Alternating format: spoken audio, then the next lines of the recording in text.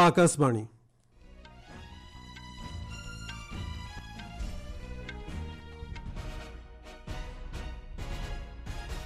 संवाद पढ़ुछंती आदित्य नारायण दास। मुख्य संवाद। प्रधानमंत्री नरेंद्र मोदी उपस्थित रे भारत और यूएई मध्य 5टी चुक्तिनामा स्वाक्षरित है। पद्म पुरस्कार पर प्रेरणादायी व्यक्तित्व को मनोनीत करने आह्वान कले प्रधानमंत्री। नूआदिल्ली रे 54तम जीएसटी परिषद बैठक अनुष्ठित। लॉजिस्टिक्स ऑपरेशन पर कर्मचारी दक्षता और सामर्थ्य वृद्धि पर भारतीय सेना और वायुसेना गतिशक्ति विश्वविद्यालय सह स्वाक्षरित कला बुझामणा पत्र एवं झारखंड विधानसभा निर्वाचन में बीजेपी और जेडीयू मध्य हेब आसन बुझामणा।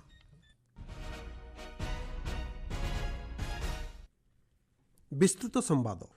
नूआदिल्ली में प्रधानमंत्री नरेंद्र मोदी और आबुधाबीर क्राउन प्रिंस शेख खालिद बिन मोहम्मद बिन जायद अल नहयान मध्य आलोचना पर दुई देश मध्य विभिन्न क्षेत्र में 5टी चुक्तिनामा स्वाक्षरित होईछि। उभय देश परमाणु शक्ति और पेट्रोलियम समेत विभिन्न क्षेत्र में यह बुझामणा पत्र स्वाक्षरित करिसेंति।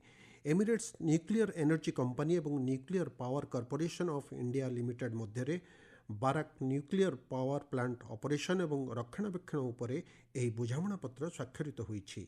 यह चुक्ति स्वाक्षरित होगा फल आबुधाबी नेशनल ऑयल कंपनी और इंडियन ऑयल कॉर्पोरेशन लिमिटेड मध्य दीर्घमियादी एलएनजी जोगाण हो पारिबो। उभय नेता बहुमुखी भारत यूएई संपर्क में रणनैतिक भागीदारी को व्यापक करने को आलोचना करिसेंति। राष्ट्रपति द्रौपदी मुर्मू आज अपराह्न राष्ट्रपति भवन में आबुधाबीर क्राउन प्रिंस को भेटिछंति। एही अवसर में भारत और यूएई मध्य थिबा बंधुत्वपूर्ण संपर्क को से प्रशंसा मध्य करिसेंति। क्राउन प्रिंस राजघाट ठारे महात्मा गांधी को श्रद्धांजलि अर्पण करिसेंति। परे सेठारे प्रथम थर पई गोटिए देशर 3 पीढ़ीर नेता महात्मा गांधी परंपरा को सम्मान जणाई वृक्षरोपण करिसेंति। पद्म पुरस्कार पर प्रेरणादायी व्यक्तित्व को मनोनीत करने प्रधानमंत्री नरेंद्र मोदी अधिकरू अधिक लोकों को आह्वान करिसेंति। चलित मास 15 तारिख हेउछि एही पुरस्कार पर नामांकन दाखलर शेष दिन। एक सामाजिक गणमाध्यम पोस्ट करी प्रधानमंत्री अनेक व्यक्तित्व एथिपई नामांकन पत्र दाखल करिथिबारु आनंद प्रकाश करिसेंति। गत एक दशंधि मध्य सरकार तृणमूल स्तर अगणित वीरों को पद्म सम्मान रे सम्मानित करिसेंति बोली से कहिसेंति। श्री मोदी कहिसेंति पुरस्कार विजेता मानक जीवन यात्रा अगणित लोकों को प्रेरणा देइछि एवं सेमानक धैर्य और दृढ़ता उल्लेखनीय कार्य स्पष्ट भाव दृश्यमान हेउछि। व्यवस्था रे अधिक स्वच्छता एवं एथिरे जनसाधारण को अंशग्रहण करने उद्देश्य सरकार विभिन्न पद्म पुरस्कार पर अन्य मानक मनोनीत करने को लोक मानक आमंत्रण करुछंती। बीजेपी झारखंड विधानसभा निर्वाचन प्रभारी तथा केन्द्रमंत्री शिवराज सिंह चौहान कहते प्रधानमंत्री नरेंद्र मोदी चलित मास 15 तारिख में झारखंड गस्त करी पीएम आवास योजनार प्रथम किस्ती हिताधिकारी जमा खाता को पठाइबे। प्रधानमंत्री जामशेदपुर गस्त पर प्रस्तुतिर समीक्षा करने पर केन्द्रमंत्री श्री चौहान कहते वंदे भारत ट्रेन को पताका देखाई श्री मोदी उद्घाटन करेंगे। यह सहित से मध्य एक साधारण सभा को संबोधित कर कार्यक्रम रही से कहते। लांच नेबा मामला रे दिल्ली प्रदूषण नियंत्रण कमिटी डीपीसीसी जड़े इंजीनियर और अन्य जड़े मध्यस्थी समेत 2 जन को केंद्रीय तदंत ब्यूरो गिरफ्त करिछि। 91,000 टंकारु अधिक टंका नेबा बेले सीबीआई उभय को गिरफ्त करिछि। चढ़ऊ बेले जनैक इंजीनियर घर प्राय 2,39,00,000 टंका नगद जबत होइथिबार सीबीआई सूचना देइछि। सीबीआई एही मामला रे जनैक इंजीनियर समेत 4 जन मध्यस्थी विरुद्ध रे एक मामला रुजु करिछि जे माने कि संस्थागुड़ी को डीपीसीसी सहमति प्रदान करने एक कार्य लिप्त थिबार अभियोग होइछि। BJP Paschimbanga RG Kar medical college और हॉस्पिटल में घटिथिबा दुष्कर्म और हत्या घटनार निरपेक्ष तदंत पई मुख्यमंत्री ममता बनर्जी इस्तीफा दाबी करिछि। नूआदिल्ली में गणमाध्यम को संबोधित करी बीजेपी मुखपात्र गौरव भाटिया महिला मानक सुरक्षा जोगाई देबारे विफल होइतिबा कोलकाता पुलिस कमिशनर को बहिष्कार करा जाऊ बोली दाबी करिसेंति। से कहिसेंति बीजेपी पीड़िता परिवार को न्याय प्रदान और पश्चिमबंग में महिला को सुरक्षा देवा को चाहूछि। नूआदिल्ली में 54तम जीएसटी परिषद बैठक आज अनुष्ठित होईछि। अर्थमंत्री निर्मला सीतारमण अध्यक्षतार अनुष्ठित यह बैठक में अर्थ राष्ट्रमंत्री पंकज चौधरी और राज्यर अर्थमंत्री मैंने उपस्थित थिले। चलित वर्ष जून मासरे शेष थर पर जीएसटी परिषद बैठक अनुष्ठित होता जो परिषद समस्त इस्पात ଲୁହା ଏବଂ ଆଲୁମିନିୟମ ଦୁଗ୍ଧ କ୍ୟାନ୍ ଉପରେ 12% GST ଲାଗୁ କରିବାକୁ ସୁପାରିଶ କରିଥିଲା।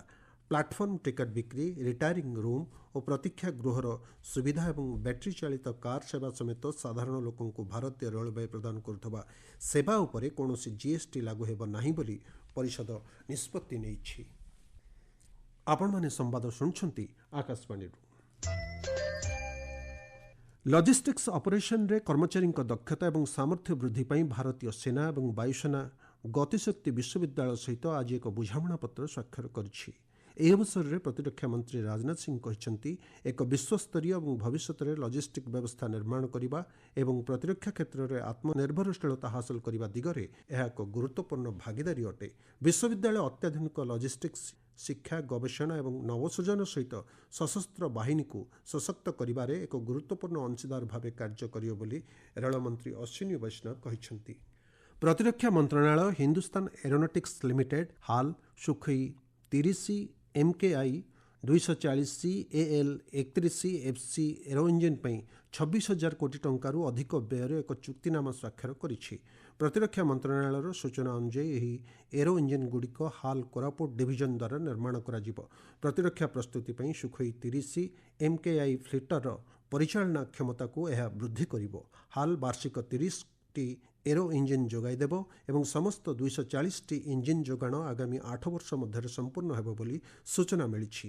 ଏହା କେନ୍ଦ୍ର ସରକାରଙ୍କର ଆତ୍ମନିର୍ଭର ଭାରତ ଅଭିଯାନକୁ ପ୍ରୋତ୍ସାହିତ କରିବା ସହିତ ହାଲ୍ ଦେଶର ପ୍ରତିରକ୍ଷା ଉତ୍ପାଦନ ଇକୋସିଷ୍ଟମ ଠାରୁ ସମର୍ଥନ ହାସଲ କରିବ। ଏହାଦ୍ୱାରା MSME ଏବଂ ଉଭୟ ସରକାରୀ ଓ ଘରୋଇ ଶିଳ୍ପ ସଂସ୍ଥାଗୁଡ଼ିକ ସାମିଲ ହୋଇପାରିବେ।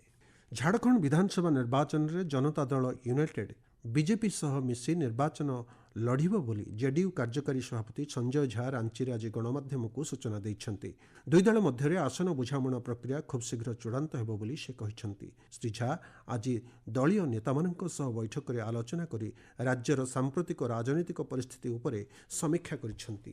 ସାଉଦି ଆରବର ରାଜଧାନୀ ରିୟାଦରେ ବୈଦେଶିକ ବ୍ୟାପାର ମନ୍ତ୍ରୀ ଡକ୍ଟର ଏସ୍ ଜୟଶଙ୍କର ଉପସାଗରୀୟ ସହଯୋଗ ପରିଷଦ GCC ରାଷ୍ଟ୍ରଗୁଡ଼ିକର ପ୍ରତିପକ୍ଷ ମନ୍ତ୍ରୀମାନଙ୍କ ସହ ଦ୍ୱିପକ୍ଷୀୟ ଆଲୋଚନାରେ ଅଂଶଗ୍ରହଣ କରିଛନ୍ତି। ଏଥିରେ ଦ୍ୱିପକ୍ଷୀୟ ଆଞ୍ଚଳିକ ଏବଂ ବୈଶ୍ୱିକ ପ୍ରସଙ୍ଗ ଉପରେ ଆଲୋଚନା ହୋଇଛି। ସେଠାକାର ବୈଦେଶିକ ମନ୍ତ୍ରୀ ଫୈଜଲ ବିନ୍ ଫରହାନଙ୍କ ସହ ସାକ୍ଷାତ ବେଳେ ଡକ୍ଟର ଜୟଶଙ୍କର ଉଭୟ ଦେଶ ମଧ୍ୟରେ ଦ୍ୱିପାକ୍ଷିକ ସମ୍ପର୍କର ଅଗ୍ରଗତି ନେଇ ସମୀକ୍ଷା କରିଥିଲେ। ନିକଟ ଭବିଷ୍ୟତରେ ସେ ତାଙ୍କର ସାଉଦି ପ୍ରତିପକ୍ଷଙ୍କୁ ଭାରତ ଗସ୍ତରେ ଆସିବା ପାଇଁ ଆମନ୍ତ୍ରଣ ମଧ୍ୟ କରିଛନ୍ତି। କୁዌତ ବୈଦେଶିକ ମନ୍ତ୍ରୀ ଅବଦୁଲ୍ଲା ଅଲି ଅଲ୍ ୟାହିଆଙ୍କ ସହ ଡକ୍ଟର ଜୟଶଙ୍କରଙ୍କର ଆଲୋଚନା ଫଳପ୍ରଦ ହୋଇଥିବା ସେ କହିଛନ୍ତି। ଏହି ସମ୍ପର୍କକୁ ଦୃଢ଼ୀଭୂତ କରିବାକୁ ଉଭୟ ଦେଶ ଯୁଗ୍ମ ଆୟୋଗ ବୈଠକ ଡାକିବାକୁ ନିଷ୍ପତ୍ତି ନେଇଛନ୍ତି। ସେହିପରି ବାହରେନ୍ ବୈଦେଶିକ ମନ୍ତ୍ରୀ ଡକ୍ଟର ଅବଦୁଲ୍ଲାତିଫ୍ ବିନ୍ ରସିଦ୍ ଅଲ୍ ଜାୟନିଙ୍କ ସହ ହୋଇଥିବା ଆଲୋଚନା ଫଳପ୍ରଦ ହୋଇଛି ବୋଲି ସେ କହିଛନ୍ତି। ଓମାନ ବୈଦେଶିକ ମନ୍ତ୍ରୀ ବଦର ଅଲବୁସାଇଦିଙ୍କ ସହ ହୋଇଥିବା ଆଲୋଚନା ରଣନୈତିକ ଭାଗିଦାରୀକୁ ସୁଦୃଢ଼ କରିବ ବୋଲି ଡକ୍ଟର ଜୟଶଙ୍କର ଆଶାବ୍ୟକ୍ତ କରିଛନ୍ତି। ଶ୍ରୀଲଙ୍କା ପର୍ଯ୍ୟଟନ କ୍ଷେତ୍ରରେ ଚଳିତ ବର୍ଷ ଗତ 8 ମାସ ମଧ୍ୟରେ ଭାରତ ଶୀର୍ଷ ସ୍ଥାନରେ ରହିଛି। ପ୍ରାୟ 2,60,000 ଭାରତୀୟ ପର୍ଯ୍ୟଟକ ଶ୍ରୀଲଙ୍କାକୁ ବୁଲିବାକୁ ଯାଇଥିବା ବେଳେ ଗତ 8 ମାସ ମଧ୍ୟରେ ସମୁଦାୟ 1.36 ନିୟୁତ ପର୍ଯ୍ୟଟକ ସେଠାକୁ ଆସିଛନ୍ତି। ଶ୍ରୀଲଙ୍କାର ଜାତୀୟ ନିର୍ବାଚନ ଆୟୋଗ ରାଷ୍ଟ୍ରପତି ନିର୍ବାଚନରେ ପ୍ରତିଦ୍ୱନ୍ଦ୍ୱିତା କରୁଥିବା ସମସ୍ତ ପ୍ରାର୍ଥୀ ଏବଂ ସେମାନଙ୍କ ପ୍ରତିନିଧିମାନଙ୍କୁ ଆଜି ଏକ ଆଲୋଚନା ପାଇଁ ଆମନ୍ତ୍ରଣ କରିଛି। ଏହି ଆଲୋଚନା ବୈଠକରେ ଆଗାମୀ ରାଷ୍ଟ୍ରପତି ନିର୍ବାଚନ ସମ୍ବନ୍ଧୀୟ କାର୍ଯ୍ୟକଳାପ ଉପରେ ଗୁରୁତ୍ୱ ପ୍ରଦାନ କରାଯାଇଛି। ସୂଚନାଯୋଗ୍ୟ, ଶ୍ରୀଲଙ୍କାରେ ରାଷ୍ଟ୍ରପତି ନିର୍ବାଚନ ଆସନ୍ତା 21 ତାରିଖରେ ଅନୁଷ୍ଠିତ ହେବ। ସମ୍ବାଦ ଶେଷ ହେବା ପୂର୍ବରୁ ମୁଖ୍ୟ ସମ୍ବାଦ ପୁଣିଥରେ। ପ୍ରଧାନମନ୍ତ୍ରୀ ନରେନ୍ଦ୍ର ମୋଦିଙ୍କ ଉପସ୍ଥିତିରେ ଭାରତ ଓ UAE ମଧ୍ୟରେ 5ଟି ଚୁକ୍ତିନାମା ସ୍ୱାକ୍ଷରିତ ହେଲା। ପଦ୍ମ ପୁରସ୍କାର ପାଇଁ ପ୍ରେରଣାଦାୟୀ ବ୍ୟକ୍ତିତ୍ୱଙ୍କୁ ମନୋନୀତ କରିବା ପାଇଁ ଆହ୍ୱାନ କଲେ ପ୍ରଧାନମନ୍ତ୍ରୀ। ନୂଆଦିଲ୍ଲୀରେ 54ତମ GST ପରିଷଦ ବୈଠକ ଅନୁଷ୍ଠିତ। ଲଜିଷ୍ଟିକ୍ସ ଅପରେସନ ପାଇଁ କର୍ମଚାରୀଙ୍କ ଦକ୍ଷତା ଓ ସାମର୍ଥ୍ୟ ବୃଦ୍ଧି ପାଇଁ ଭାରତୀୟ ସେନା ଏବଂ ବାୟୁସେନା ଗତିଶକ୍ତି ବିଶ୍ୱବିଦ୍ୟାଳୟ ସହ ସ୍ୱାକ୍ଷରିତ କଲା ବୁଝାମଣାପତ୍ର। ଏବଂ ଝାଡ଼ଖଣ୍ଡ ବିଧାନସଭା ନିର୍ବାଚନରେ ବିଜେପି ଓ ଜେଡିୟୁ ମଧ୍ୟରେ ହେବ ଆସନ ବୁଝାମଣା। ସମ୍ବାଦ ପ୍ରସାରଣ ଆଜି ପାଇଁ ଏତିକିରେ ଶେଷ ହେଲା। ଅଧିକ ସମ୍ବାଦ ପାଇଁ ଆପଣମାନେ newsonair.gov.in ୱେବସାଇଟ୍ ଏବଂ ନ୍ୟୁଜ୍ ଅନ୍ ଏୟାର ଆପ୍ରେ ଲଗ୍ଇନ୍ କରିପାରିବେ।